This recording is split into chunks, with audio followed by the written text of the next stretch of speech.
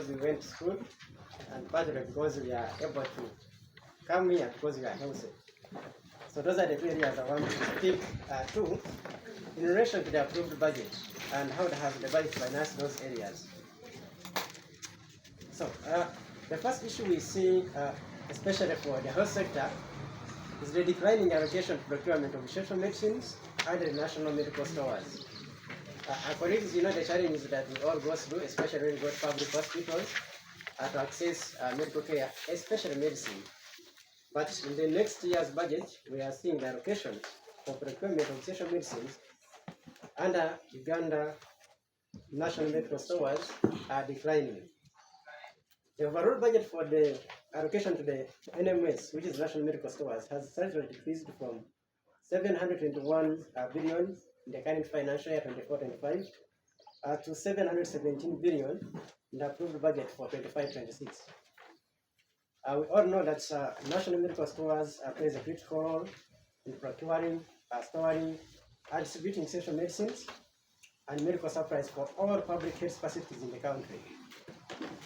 The decline in financing for this entity is detrimental, as it comes at a time when Uganda is grappling with declining donor support. We all know what is happening in the development world with donor support. We saw some major donors cutting aid, the issues of USAID, with other donors cutting aid. So with those donors cutting aid, then we see also government cutting the financing for essential medicines. I think that is controversial. We should be seeing government increasing the money allocating to essential medicines. To be specific, for the financial year 25-26, the budget for the anti-malaria medicines has declined from 4.6 billion, has declined to 4.6 billion from 4.75 billion. Uganda is one of the most common diseases in Uganda or in tropical Africa is malaria. But we are seeing the allocations to anti-malarials declining from 4.75 billion to 4.69 billion, which should be an issue of concern.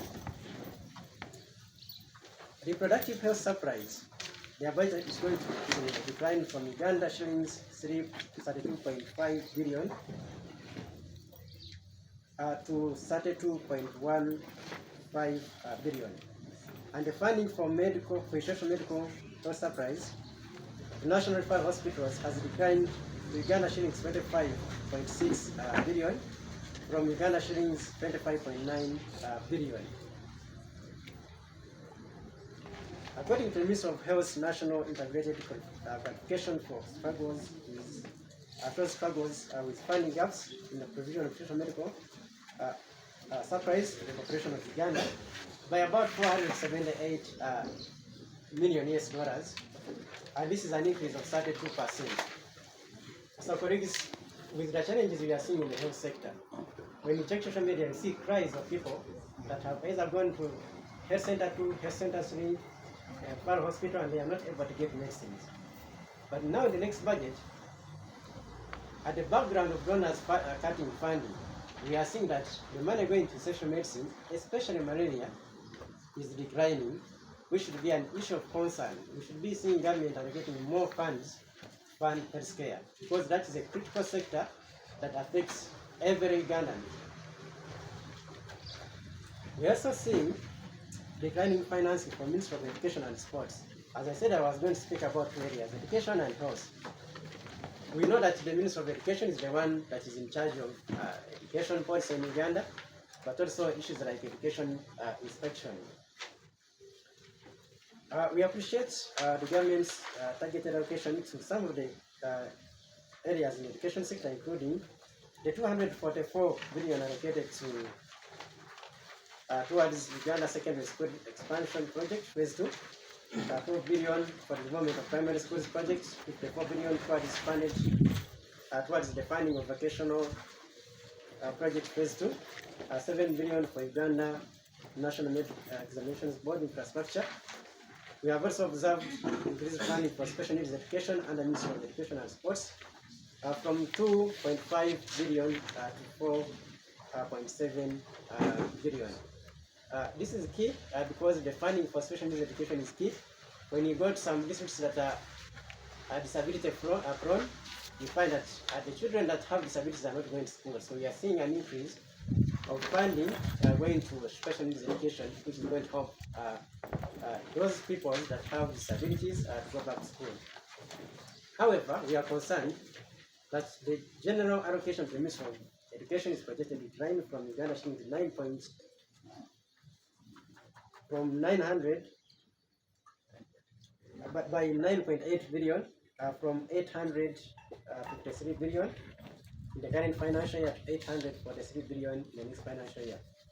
The department is heavily affected by this decline. Basic and secondary education. Basic is where primary is. Basic education. We should get a budget decrease of 97.6 billion. And the Department of Technical Vocational Education and Training, we will have a budget decrease of 78.7 trillion. These are very key departments because the Department for Basic Education is where we all started from. Basic education is where everyone started from, primary and secondary.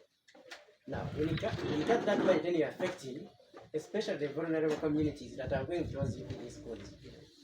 When you cut the budget for vocational training, we all know that those people that get challenges at the end of P7, end of senior 4, they normally go for vocational training.